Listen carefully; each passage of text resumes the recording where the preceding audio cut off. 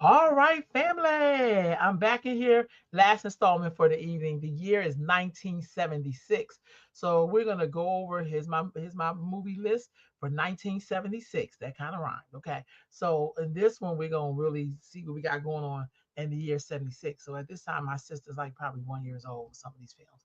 So anyway, so we're gonna get right into it. So here's my list. Oh, y'all, we going through some of them up here.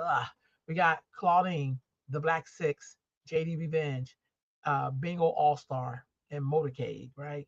Sparkle, MMA, which was renamed Black Sisters Revenge, Countdown to KUSINI, um, uh, got that Car Wars, The River Niger, and Just Another Sweet Song. Now, two of these really were produced in a different year, and I'll cover that, but they showed up on my 1976 list. So I'll have to correct that on the back end. But let's just get into it. Okay, so we got Claudine. Okay, so Claudine really was released in 1974. So it really wasn't in 1971. It really wasn't. But then also, was I think it was like retrofitted in 1976, which is how I got to 1976. This film I heard so much in my young 20s from people who lived in the 60s. They really loved this film when it was came out. It's James Earl Jones and Diane Carroll. And this is about Claudine, a single mother of six children living in Harlem, drug, juggling, welfare bureaucracy and a budding romance with Rupert, a charming garbage collector. As they struggle with systematic obstacles and family pressures, their love is tested by poverty and policy. Now, let me just stop right here on Claudine. First of all, it's James O. Jones and Diane Carroll. I really like this movie. It's a really good movie. The dude in there from Welcome Back Carter's in there. Soundtrack by Curtis Mayfield. Keep away from it, Mr. Welfare. So anyway, and that was also Curtis Mayfield and Gladys Knight. So um, what I love about this movie though, for real, it's about a woman who's juggling whatever, how many baby daddies she got or whatever. But it showed that people still have morals and trying to find their love story. She has some struggles with her older daughter, her son. She's trying to navigate that. And I like what made this movie to me so groundbreaking. It's for some, I use the word some, I didn't say a lot, right? But for some Black women, this is part of their struggle a little bit, their story. But she still got a chance to find love in the end because the man had to decide that he was going to stay, even though these children were not his, like in terms of, he's their biological daddy. And I'm going to tell you something. I grew up in a time where Black men did stick around with people who already had kids before they got married. And they, I know a family I'm thinking about, and this person already had a bunch of kids before she met him, and then she met him and had some more kids with him. But I never knew that he wasn't the other people's children. I mean, their father, their biological father. He was their father though. He was their daddy. You know what I mean? So I love this. I think this film was way before its time, and I haven't seen anything like it since. And if y'all think there's something out there maybe I haven't seen, just let me know. Okay, this one is called The Black Six. So, okay, let me explain this. This was also another film that came out in 1974, but then they always say 1976 on it. And back in the 70s, there's a lot of biker stuff. Bikers come in, tear your club up, and not like the Bronx Tales, but they come in and just be really rowdy. So this film was The Black Six. And so six Black Vietnam vets travel the country by motorcycle. When they learned that his brother was murdered by a white supremacist gang, the group set out for justice, sparking a radical showdown. So this is the Black Six. And if you notice, with all of these 70 movies, I want y'all to understand the theme. All of these 70s movies talk a lot about the violence that Black people faced at the hands of then white folks, back in the day. And I think like you'll keep seeing this over and over again. And mainly when Black people were trying to just live their life, they bikers, they're detective, they had to always constantly deal with that threat of white people tripping, right? And being violent and stuff like that. So here's another example of that with this Black Six. They were Vietnam vets. So they have served their country, you know what I mean? And they just want to ride bikes and be hippies, I guess. But then they still have to deal with all of the things that come with being Black and trying to be out the box. So this is a really good film. I think with a lot of these films from the 70s, you can really get some good lessons some real messages, but it kind of gives you an idea of some of the things we were navigating. You know what I'm saying? Okay, JD Revenge. Now, look, I love me some JD Revenge. You know what I'm saying? So, JD Revenge stars Glenn Thurman and Lou Goss is in here. He's a young preacher that used to be a boxer. So, that's me getting into character. So, and then the one sister's in here. I cannot remember her name. Why they don't have her name up here? But she's also in this too. So a law student, Ike, which is Glenn Thurman's character, is possessed by a vengeful spirit of the 1940s gangster named J.D. Walker. As the spirit takes over, Ike's life spirals into violence and chaos, forcing a reckoning with the past injustices. So they go to a show, they do this little hypnotism thing. The spirit jumps into Ike, and then he becomes JD Walker. And then all of this stuff happens, and then in the end, they get, he gets justice. They find out what happened to him, and then he leaves, and he back to himself. Like, why is my hair conked? Like, what's going on? So anyhow, it's I really like the movie. I just one of my favorite ones, but it's pretty good. It's a pretty good movie. So check it out, JD Revenge. That's very creative too. The next one is the Bingo Long All Star and Motor King. Ooh, that's a long that's too long. That's too long. But anyway, another All Star cast: James Earl Jones, December Williams, Billy D. Williams, right? Richard Pryor. I mean, man, everybody's in here. So this is a really funny film set in the 1930s. So this is when black people had their own baseball leagues. That's what this film is really based off of. So it's set in the 1930s. They follow Bingo Long, a charismatic pitcher who forms a Barnstorm baseball team of Negro League misfits rebelling against the unfair ownership. And I'm gonna tell you something. I often wonder if black people had the ability to have their own stuff. So I think you can have your own stuff. White people can come and see it. Anybody can come see it, but their own power to their talent, what would it have been like? It's both funny and heartfelt. The film is celebrating the Black excellence, sport rebellion, and self-determination, loosely inspired by real life legend Ike. I mean, like Satchel Paige. And most young people don't even know who Satchel Paige is, but you should know. There was a whole Negro League. And so what I love, I think this, I'm trying to be funny, and y'all just kind of roll with me for a minute. Sometimes the difference feels between the generation now and the generation that I was exposed to, and even I was on the tail end of, they kind of did for self. They really didn't want the powers to be to like make room for them. They just want them to let them be able to have their own stuff because they knew that the people wouldn't be fair to them. So they were trying to have their own stuff. So that's why I'm not trying to be funny when I see Latinos got their own neighborhood or Asians or whoever. I'm not really mad at that. I think, as long as you treat me fair, I come to your business, you're trying to kill me, nothing like that. I think it's okay for people to live amongst themselves. And I feel like when black people tried to do that, it was a concerted effort for us not to be able to do it. But this is a good film. Let me say it again. The Bingo Long Traveling All Star and Motor Kings. Go ahead and strut your stuff out.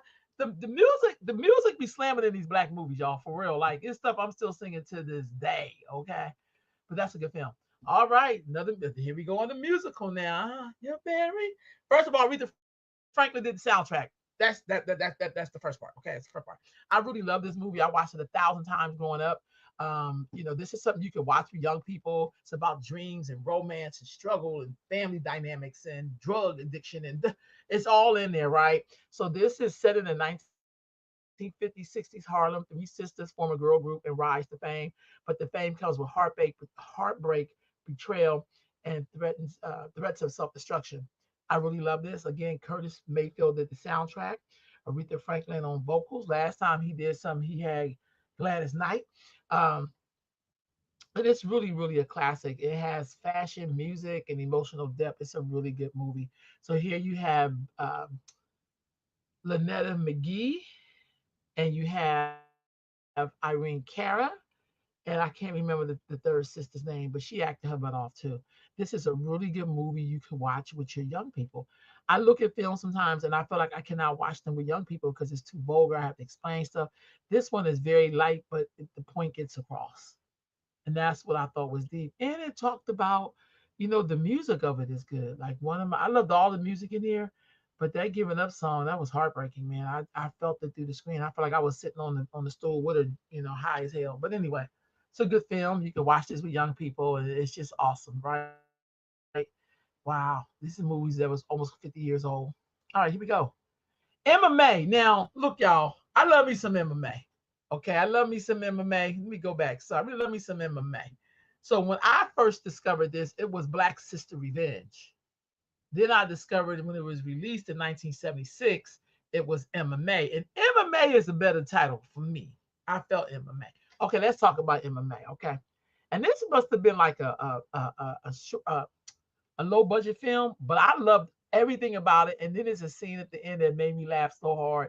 I used to rewind it just to watch that part. Because before I go, I'm gonna kick your ass. Okay, so MMA, a country girl from Mississippi, moves to LA and falls in love with the local hustler. Ooh, girl, he's so busted down.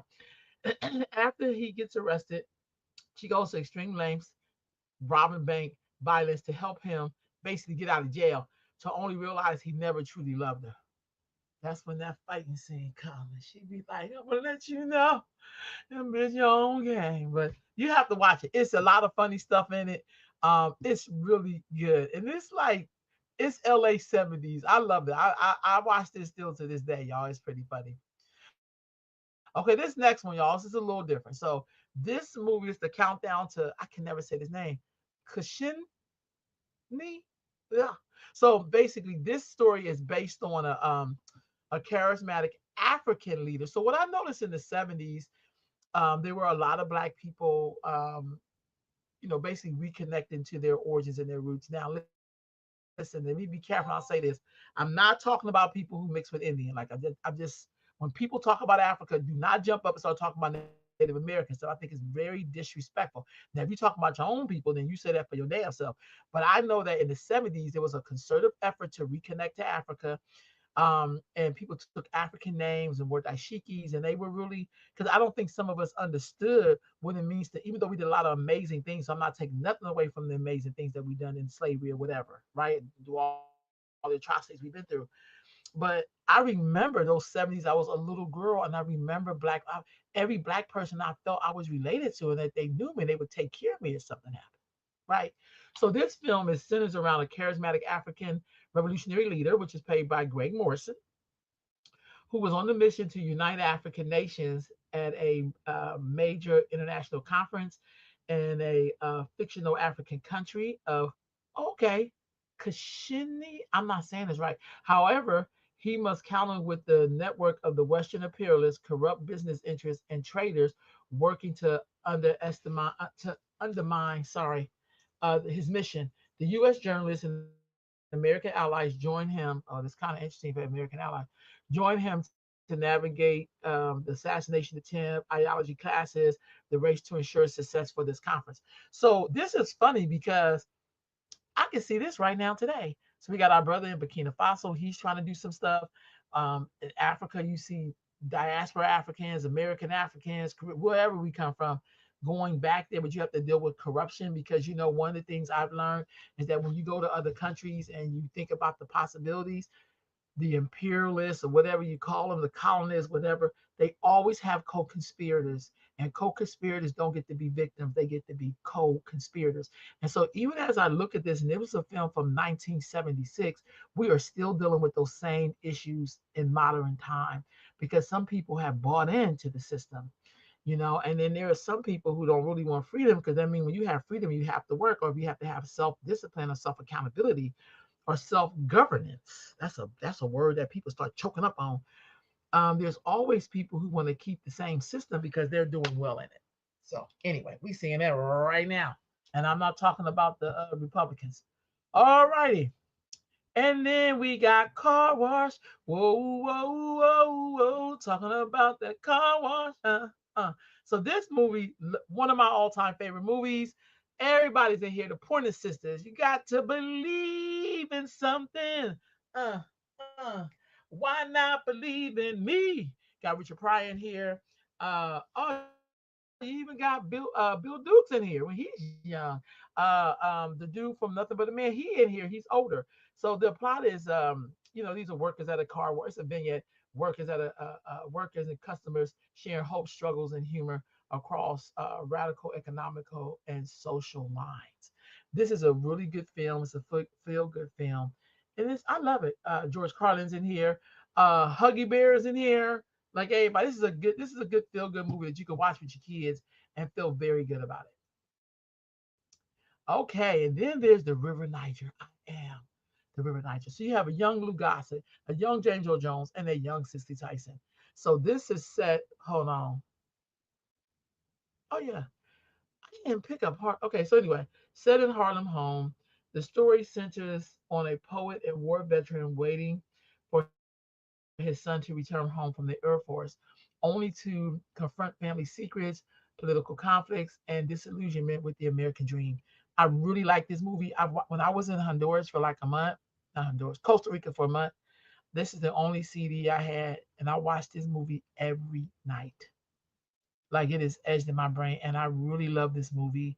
And I feel like today partly was missing is that conflict of revolution, and not revolution like you're gonna blow some shit up, but revolution about ideas. Each generation is supposed to get better, but sometimes it feel like we're fighting for stuff that we don't need anyway. Like somebody was crying about they snap, and I'm like, girl, get the goddamn job. Like that's not the battle. Like they were really fighting, trying to just be treated fairly and respectfully. You know what I mean? But anyway, great movie, one of my favorites, River Niger. And rounding out the list, drum roll, please. Just another sweet song. I love this movie. I love this movie. I love this movie. Robert Hooks is in here. His sons is in here. And of course, the beautiful Miss Cicely Tyson. A black family from Detroit takes a 2-week vacation in the South. The trip changes their lives. This movie made me want to move to the South. It did. And Bea Richards is in here. That's who really made it for me. And it's about this family living in the North, and we have all these stories about the North. And because we had trauma from slavery on past there, a lot of black people fled to the North and to the Midwest, right? And then we vowed to never go back in the South because it was horrible, and that was warranted. I get it. But then as times changed, the woman had left her house and she wanted her daughter to have it, and they had to go back down and take her back home. And they discovered, like, these people basically the same no matter where you go. He says something in the film that I never forgot. He said, because they're in Detroit, right? And they go down to the South, wherever that is. And he said, up there, you don't really know that these people are your enemies, but at least down here, you know where you stand. Like you know who people are and how they roll. And that's part of my thinking. I would rather deal directly with the devil himself, because I know he the devil, than try to deal with somebody who said they my ally, they're my friend, but they are worse than the devil. That's the message I got from there. So sometimes we need to all take a trip and go back down home. That's how I took the thing. So anyway, and wrap up. So we got Claudine, keep away from him, Mr. Welfare. Let's get out. We got Claudine, we got the Black Six, we got JD Revenge, right? We got the Ringo Long All-Star film.